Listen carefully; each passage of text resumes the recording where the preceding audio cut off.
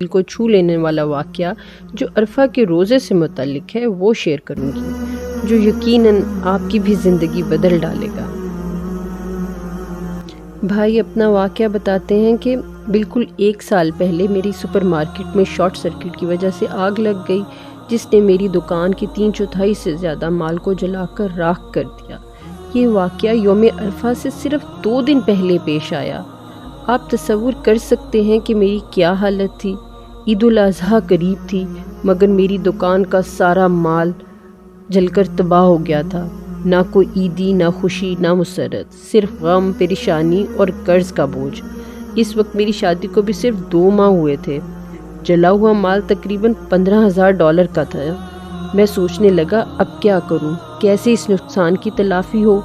کیا اپنی نئی نویلی دلہن سے کہوں کہ اپنا سونا بیچ دے، یا کسی سے قرض لوں؟ لیکن کس سے؟ آخر کار میں نے سوچا کہ دوستوں سے قرض لینا بہتر ہے، مگر جب بھی کسی دوست سے بات کی وہ یہی کہتا عید قریب ہے، معاف کرنا، اس وقت مدد نہیں کر سکتا۔ 2 دن اسی حالت میں گزر گئے، ذہنی دباؤ اور مایوسی کے ساتھ بمشکل $800 جمع کر پایا، جو میرے نقصان کے مقابلے میں 1 قطرہ بھی نہیں تھے۔ اس رات میں گھر واپس جا رہا تھا تو ایک پڑوسی ملا، کہنے لگا عید مبارک بھائی، کل روزہ نہ بھولنا۔ میں نے دل میں سوچا روزہ؟ اس حال میں مجھے اکیلا چھوڑ دو۔ میری بیوی نے میرا دل ہلکا کرنے کے لیے کہا کہ تھوڑی دیر چہل قدمی کرتے ہیں۔ ہم باہر نکلے، مگر میرا دل غم سے بوجھل تھا۔ میں کسی چیز سے لطف نہیں اٹھا پا رہا تھا۔ جب گھر واپس آئے تو وہ بولی چلو سحری کی تیاری کرتے ہیں، فجر کا وقت قریب ہے۔ میں نے تلخی سے جواب دیا سحری؟ مجھے تو یاد ہی نہیں رہا کہ کل یوم عرفہ ہے۔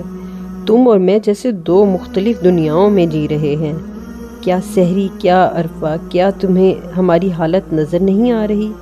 اس نے نرمی سے کہا اللہ نے ہمارے لیے یہ فیصلہ کیا ہے، وہ ہمیں کبھی تنہا نہیں چھوڑے گا، لیکن روزہ ضرور رکھو۔ اس نے اصرار کیا اور ہم نے نیت کر کے روزہ رکھ لیا۔ افطار کے وقت وہ بولی اللہ سے دعا مانگو۔ میں نے کہا کس چیز کی دعا؟ کہنے لگی جو دل چاہے مانگو۔ میں نے طنزیہ انداز میں کہا کیا مانگوں؟ یہ کہ آسمان سے $15,000 آ جائیں؟ کیا یہ ممکن ہے؟ وہ بولی جس نے آسمان بنایا ہے وہ ہر چیز پر قادر ہے۔ وہ چپ چاپ نماز پڑھنے لگی اور دعا میں مشغول ہو گئی۔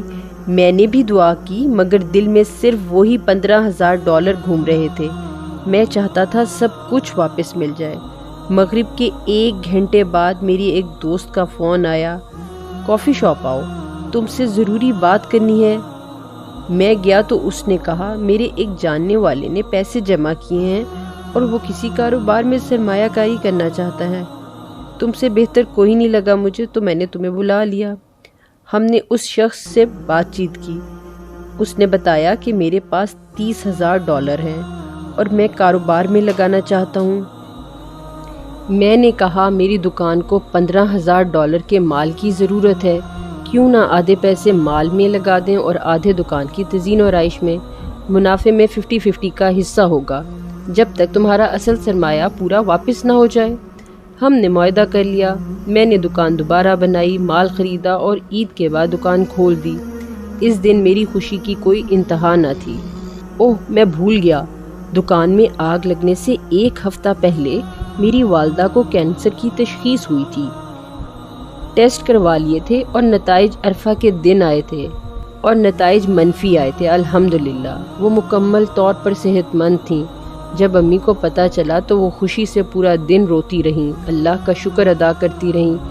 دکان دوبارہ کھل گئی، امی شفا یاب ہو گئیں۔ اور پھر میری بیوی نے مجھ سے کہا اب سمجھ آیا روزہ رکھنے اور عرفہ کے دن دعا مانگنے کی طاقت کیا ہوتی ہے؟ میں نے دل میں کہا سبحان اللہ۔ کچھ دن پہلے لگ رہا تھا جیسے پوری دنیا ختم ہو گئی ہے، اور آج صرف ایک مخلص دعا سے سب کچھ پلٹ گیا۔ اس دن میں نے اللہ کے سامنے عاجزی کا وہ سبق سیکھا جو کبھی نہیں بھولوں گا۔ اللہ ہمارے ساتھ ہے، کبھی وہ ہمیں آزماتا ہے تاکہ ہم اس کی طرف رجوع کریں، توبہ کریں۔ عید کے بعد کاروبار اچھا چلنے لگا اور جلد ہی وہ $30,000 واپس ہو گئے۔ میں وہ پیسے واپس دینے گیا مگر تب کہانی میں ایک نیا موڑ آیا۔ اس شخص نے کہا، سچ یہ ہے کہ یہ پیسے میرے نہیں تھے۔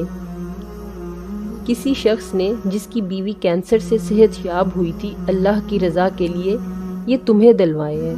وہ تمہاری مدد کرنا چاہتا تھا گمنام رہ کر۔ یہ پیسے تمہارے ہیں، کوئی واپس نہیں مانگے گا۔ اللہ کی قسم میں گھر آ کر کمرے میں بند ہو گیا اور 1 گھنٹہ بچوں کی طرح روتا رہا، اللہ کی رحمت اور عنایت پر جو میں نے محسوس کی۔ اب بھی جب یہ واقعہ یاد آتا ہے، آنکھوں سے صرف آنسو نہیں خون کے آنسو نکلتے ہیں کہ میں نے رب سے دوری میں وقت گزارا جبکہ وہ تو ہمیشہ قریب تھا۔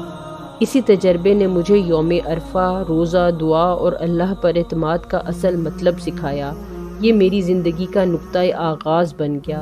میں نے توبہ کی اور دین سے جڑ گیا۔ اس سارے واقعے سے میں نے ایک بہت اہم سبق جو سیکھا وہ یہ تھا کہ اللہ کبھی کبھی دینے کے لیے روکتا ہے اور روکنے کے لیے دیتا ہے، یہی اس کی حکمت ہے۔ رسول اللہ صلی اللہ علیہ وآلہ وسلم نے فرمایا، جو کسی کو نیکی کی طرف رہنمائی کرے اسے بھی وہی اجر ملے گا جو نیکی کرنے والے کو ملتا ہے۔ اس لیے اس واقعے کو ضرور دوسروں سے شیئر کریں، کیا پتہ آپ کی زندگی ختم ہو جائے اور آپ کے اعمال نامے میں یہ نیکی کی دعوت باقی رہ جائے۔ جزاک اللہ۔